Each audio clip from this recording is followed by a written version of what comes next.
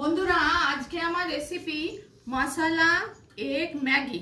প্রথমে সবজিগুলো ফ্রাই করে নিলাম, যেমন গাজর, বিনস, ক্যাপসিকাম, তারপর বিভিন্ন আপনারা আপনাদের পছন্দ মতো দিতে পারেন। কড়াইশুঁটি দিয়েছি। তারপর ম্যাগিটাকে সেদ্ধ করে নিলাম, তারপর একসঙ্গে ফ্রাই করে দুটো একসঙ্গে নেড়ে তারপর মশলাটা দিয়ে, ম্যাগি মশলা দিয়ে, তারপর ডিমের অমলেট করে তাতে একসঙ্গে করে তৈরি করলাম মশলা এগ ম্যাগি। রেসিপিটি পছন্দ হলে লাইক করবেন, চ্যানেলটিকে সাবস্ক্রাইব করার অনুরোধ রইল।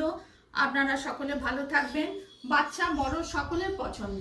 ব্রেকফাস্ট বা ইভিনিং স্ন্যাক্স হিসেবে এটা ব্যবহার করতে পারেন, খেয়ে করে দেখতে পারেন, এটা খুবই ভালো লাগে।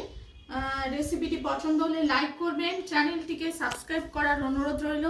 আপনারা সকলে ভালো থাকবেন। ধন্যবাদ।